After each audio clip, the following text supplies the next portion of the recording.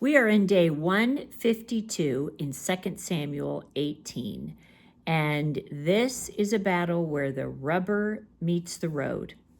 And Absalom, King David's son, who had come against David, his father, and tried to overthrow Israel and take the kingdom for himself, and he was certainly willing to kill his father to do this. As a matter of fact, he rounded up tens of thousands of troops to go against David, to where he had to flee the city. So here we are, as they were headed into battle, and there were three commanding officers on David's side, and it was Joab, Abishai is how you pronounce it, and Ittai. And the three of them said, David, you are not going into battle, because all of us, you are worth 10,000 of all of us, because all Absalom wants to do is kill you so he can take over the kingdom. Now, how devastating would that be as a father to know that your son would kill you so he could take over your kingdom? Isn't that just the most brutal thing in the world? It's just amazing to me. So they wouldn't let King David go. And let's read this. It says, and the king gave his command to Joab, Abishai, and Ittai, for my sake, deal gently with young Absalom. So even when his son tried to kill him, here again was David's heart, and said, please deal gently with my son Absalom. And all the troops heard the king give this order to his commanders. Well, then what happened is, because David was on God's side and doing the right thing, and God had given David the kingdom. God didn't give Absalom the kingdom. He gave the kingdom to David because of his heart and because of his humility. And we're going to see that Absalom had none of that. So they go into battle, and David's men completely, it says a great slaughter happened where 20,000 men were killed. And isn't that sad how needless that is? Because if you go for something that isn't God's choice for you, you're going to lose in that battlefield eventually. So here's what happens. It says that a man comes and says Absalom he saw him hanging from a tree. And let's read this story. It says, during the battle, Absalom happened to come upon some of David's men. He tried to escape on a mule, but as he rode beneath the thick branches of a great tree, his hair got caught in the tree. His mule kept going and left him dangling in the air because his hair was caught in the branches. One of David's men saw what had happened and told Joab, I saw Absalom dangling from the great tree. Now, I think this is very interesting and symbolic, because if you remember, we read about Absalom, how he was the most beautiful man that lived in Israel. And it says his body was perfect, and he was the most gorgeous man in all of Israel, not to mention he had such a head of hair that he only cut it once a year, and when he cut it, the hair alone that they cut weighed 5 pounds. So I think that was actually a real problem with Absalom, because a lot of his pride was probably wrapped up in his looks and his hair. And how interesting that his hair actually became his downfall. So Joab questioned the man, and you didn't kill him? And he said, I would never kill the king's son. Even if you gave me 10,000 pieces of silver, I would not have killed the king's son, because King David told us to treat Absalom kindly. So Joab was like, enough of this already. He said, he didn't say this, I'm paraphrasing, but he's probably thinking, I am commander of the war, and enough of this. So he went and took a stake and stabbed him 3 times in the heart, and he died. And then they ended up burying him in a ditch and putting dirt over him. And basically that was the outcome of Absalom. And when King David heard, he wept and he wept, and he had such sorrow that he couldn't get over it. And he kept weeping, and he had such grief. Well, here's all of his warriors going, wait a minute. You know, we fought for you. We gave up our life for you. And Joab finally went to David and said, you got to stop this. The men are leaving in shame because you're making them feel like they did something wrong when they actually went out to kill the man who was coming after you, your son, who wanted you dead.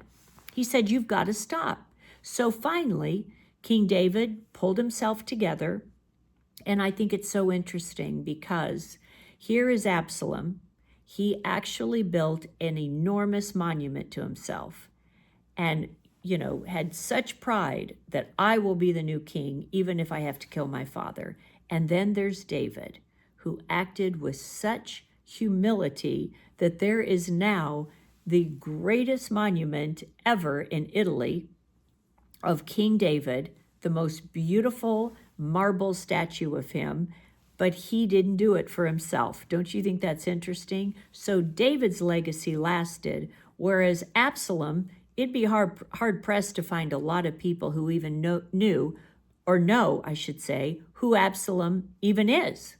But yet, King David did what was right, and he was one of the greatest men in Israel. But here's what I got a kick out of, is finally in the end, when the king set up court and went back into the throne where he belonged in Israel, it says the people surrounded him and they started cheering.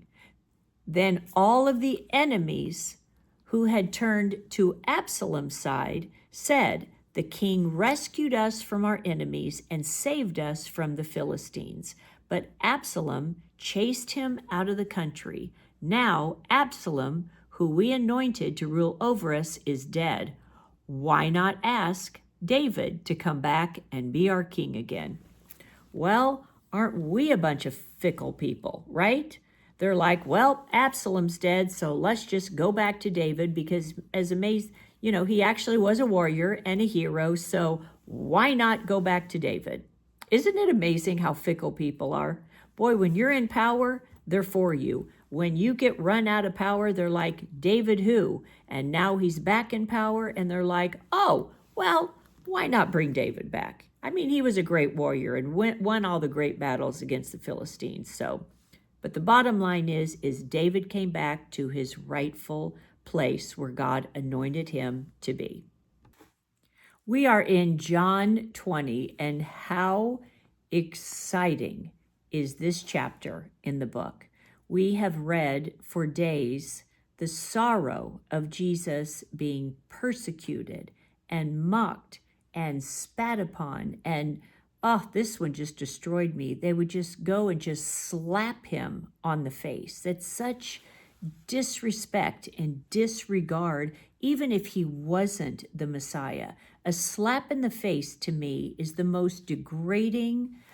It's just, I just can't even imagine. There's just no words. And the thought that they would do that to the King of the world, the Messiah that came and sacrificed everything for us.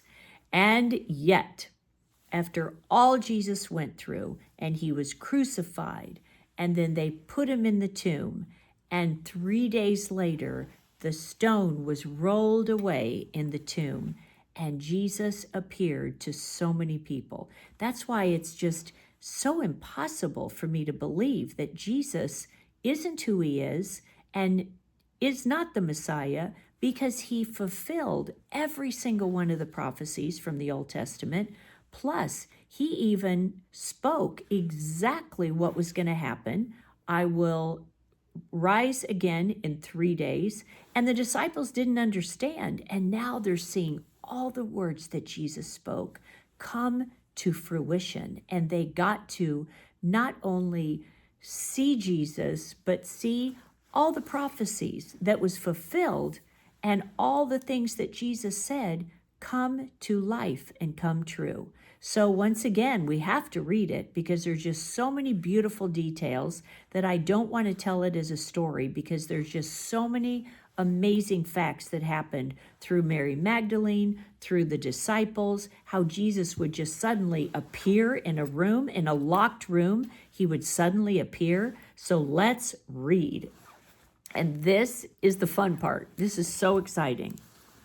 It says, early on Sunday morning, while it was still dark, Mary Magdalene came to the tomb and found that the stone had been rolled away from the entrance. She ran and found Simon Peter and the other disciple, the one whom Jesus loved. And she said, they have taken the Lord's body out of the tomb. We don't know where they've put him.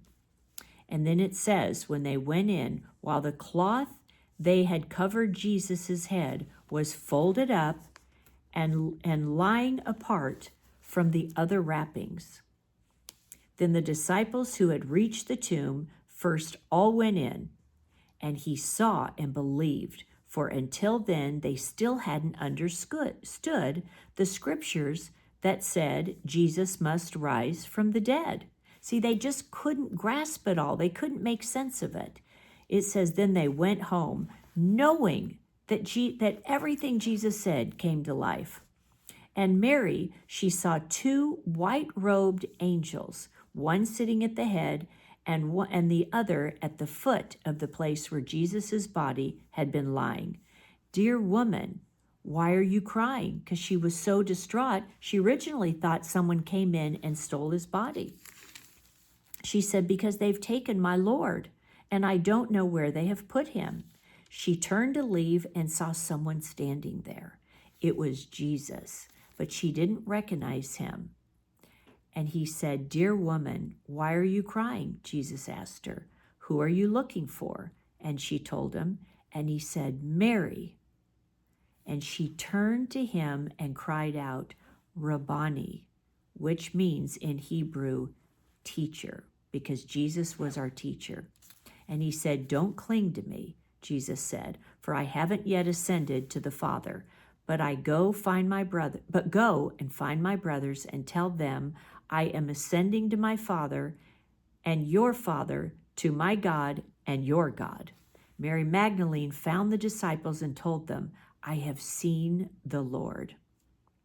And suddenly, on Sunday evening, they were behind locked doors, and suddenly Jesus was standing there among them.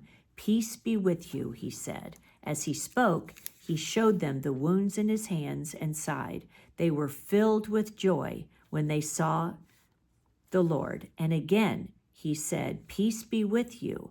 As the Father has sent me, so I am sending you. Right then, he was giving them a call to evangelism, to go out and tell the world what you've seen. Then he breathed on them and said, receive the Holy Spirit. If you forgive anyone's sin, they are forgiven. If you do not forgive them, they are not forgiven. And then it says, so then Thomas was not there at the time, and he came back and he said, well, if I see his scarred hands and feet, then I will believe. And then another time, Jesus appeared behind locked doors. He suddenly appeared, and he walked over to Thomas, and he said, here, feel my scarred hands, or see my scarred hands, and my scarred feet, and the piercing in my side. And Thomas says, I believe. And you know what Jesus said? He said, blessed are those who have not seen and yet believe. And let's read the whole excerpt about that. He says, you believed because you have now seen me. Blessed are those who believe without seeing me. The disciples saw Jesus do so many miraculous signs in addition to the ones recorded in this book. But these are written so that you may continue to believe that Jesus is the Messiah, the Son of God, and that by believing in him, you will have life by the power of his name. Hallelujah! Now we can rejoice because Jesus paid the price. And what did he do? He called us out to go out and spread the word and to teach people what we've seen, what we've heard, what we've studied in this book, and bring life to other people's life. All right, we're still in Psalm 119. This is one of the longest chapters in Psalm, and this is my favorite part. Powerful people harass me without cause, but my heart trembles only at your word. I rejoice in your word like one who discovers a great treasure. I hate and abhor all falsehood, but I love your instructions. Praise you 7 times a day because all of your regulations are true.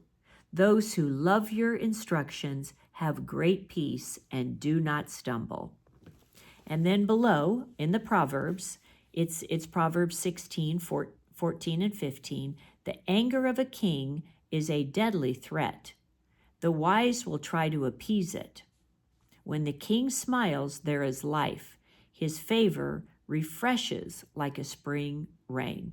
So basically, what this is saying is if we're wise, we will know how to thwart problems just by having God's peace and bringing Jesus's peace into the room.